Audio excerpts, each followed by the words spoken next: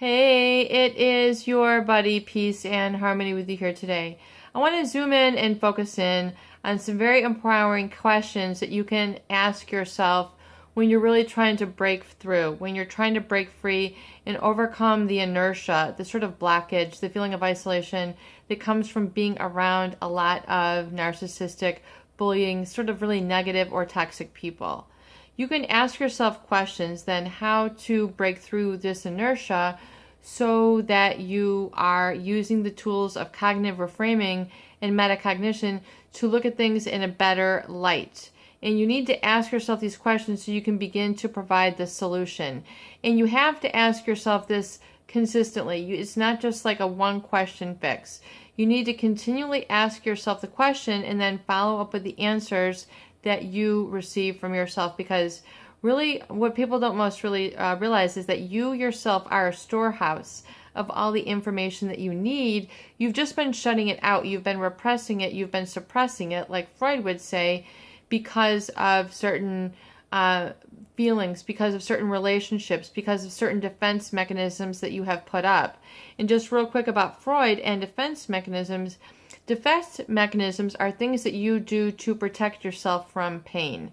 So if you have experienced pain at the hands of a narcissistic abuser, someone who has been withholding of attention, ignoring you, shutting you out, ostracizing you, not giving you attention, even, just saying you're too much, just even, parents to their children, siblings to their others. It's just a horrible, terrible thing, because really your family is your family, and the whole goal of the family is to be guided with a certain kind of culture or a relationship. We are this. We are the fun-loving, spontaneous people, or we are the heart-centered who give back to the community, defining yourself by these positive things. We are travelers. We are savvy with our finances. We love the arts. We love music.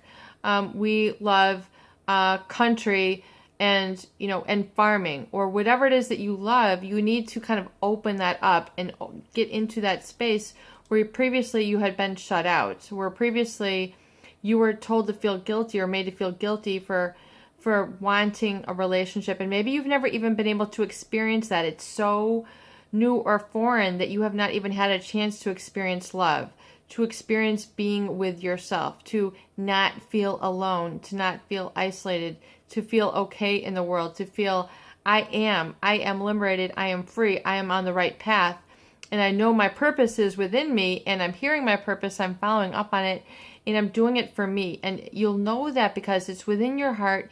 You don't have to do it to show it to anybody. It's a personal communication between yourself, you and God.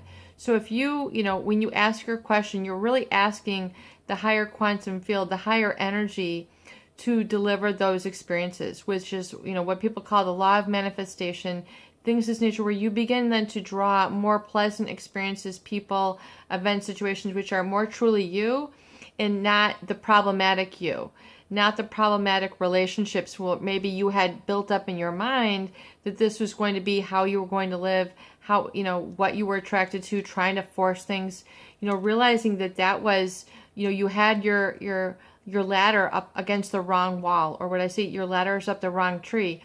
You're looking for, apples, and you're in, you're in an orange tree and you're allergic to apples. So you better get down, take your ladder, get some planning and foresight, ask yourself the question so you can then begin to put your ladder where you want to walk, where you want to climb, where you want to groove, where the fruits of those activities are going to be. So you're like, yes, I'm up in the apple tree. This is, I want to swing in the apple tree. This is me. This is home. This is how I can be. And this is sustainable. Because the relationship ultimately, just we talk about, ergonomics or, global ecology and things of this nature, and non-GMO foods, your relationship has to be sustainable either. If it's on some sort of genetically modified organism or genetically modified relationship with like a narcissist person who is, trying to contort and live from that ego versus that truth space where they're constantly lying, berating, you're in kind of a toxic zone, as I call it. You're in emotional tornado alley. You need to ask yourself questions now, how can I get to a place that's more stable? How can I get to a feeling that is more stable? How can I increase the focus in my life? How can I get to a place where there is happiness? What does happiness truly look and feel like to me? How can I get to a place where I can express my passions and my interests, and those are nurtured and cultivated? What am I truly about? What am I truly, just between me and God, what am I truly attracted to? What is truly meaningful to me in a sacred sense, a real sense, a heartfelt sense that is the true core of me? And may I please interact with that core on a more consistent, daily, and loving basis. May I be shown what that is. God, can you please show me what that my core is, so I know and I can feel it and I can nurture it and give to it, and it will give to me, and that will be the law of exchange in my life. So it's then in that positive, sustainable fuel, which is like the fuel of the higher power. Some people call it the Holy Spirit or the internal flame, that which keeps you warm, feeling safe, feeling okay. You're feeling safe, warm, strong, balanced, like you're actually in your body, like you're actually, there. And that is the presence that you need to create and maintain and, really come into that. And so, not only is it a focus and those questions, you can also say, what can I write over and over again that will create that feeling of stability, focus, and peace within me, and that I will have within me, so I know my core, I know it's true, I know it's real. God, please show me a sign of what is real to me and really ignites my core, and please let me trust that. Please give me the experience of trust, and please give me the feeling of safety, and please give me the feeling of passion simultaneously, so I might have that, and I may cauterize myself from these wounds and seal them out so that those are no longer going to interact with the healthy part of me. So it won't get through the barrier. It will no longer be permitted to get through my barrier. I'm now pushing it out. I'm pushing it out in my passion. And now, if I didn't feel the pain of having to be attracted to that which is sabotaging me, I would really love to. God, please show me what I would really love to do and give me the opportunity to follow up on it now. These are my goals. This is what's calling me forth, calling me out. What interest have I been attracted to? Is it something with your hands? Is it something with your feet? Is it talking to people? Is it a certain kind of sport?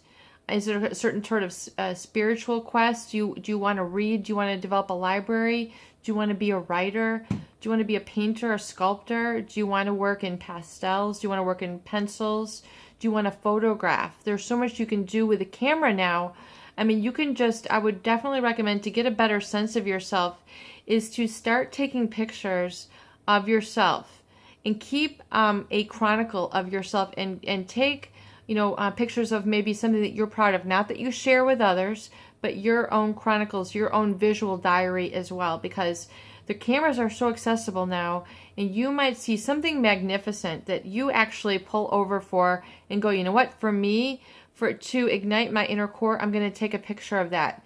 There's a beautiful tree, a beautiful moon, a beautiful horse. Look at that beautiful cattle, or that sweet goat. I'm just going to, if you're out in the country, or maybe you're down in the city and you see some really cool buildings or a cool restaurant or food or the way people are gathering, take a picture of that and see what it is that you're interested in nostalgically about, because there's something in that is part of you that's drawing you forth to experience and explore that. So that's why I definitely recommend going on the recovery date, where you're interacting with that core of passion, and you're able to really see what it's about. I mean, maybe you're into rock climbing, maybe you're into conservation, you want to help the water supply.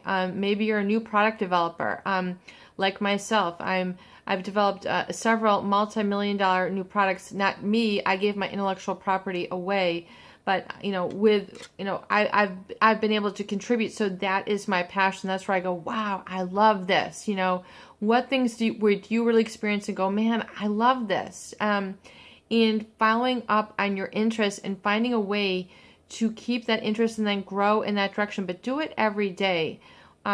Whatever it is, whether it's making a note of your feelings and keeping a journal, the should haves, what should haves, I would have, should have, did have, it should now become a must. So this is what you must do. You must get that tablet. You must write the date. You must write your feelings. You must write your affirmations. You must write the serenity prayer 100 times. Lord, give me, the serenity prayer. Write that 100 times. Write it 200 times. And see how it resonates with you, and allow it to change and shift your energy so you come into a state of calm. And you leave the state of anxiety forever. And just, anxiety, I'm leaving you forever. It's been nice knowing you. You've been a kind friend. You've pushed me along. But I'm saying goodbye to you. And anger, I'm also saying goodbye to you. You have been a fiery devil. You have been bigger than life. You've caused me to do bigger than life things. You've caused me to do some strange and bizarre things, which I don't regret, or I might feel sorry for. But anger, I'm going to kiss you goodbye. I wish you all the best. Away you go, and then away they go.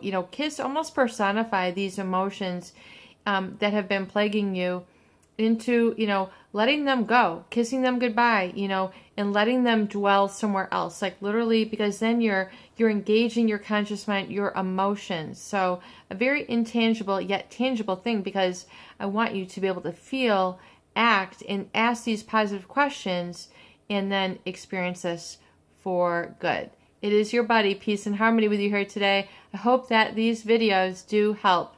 Please share, and please subscribe, and please donate for more great tools, videos, discussion, and support.